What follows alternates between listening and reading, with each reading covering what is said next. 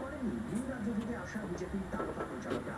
বাংলা ভাষায় বক্তৃতা, বাঙালি খাবার, সংস্কৃতি সবকিছুকেই প্রচারের অংশ করা হয়।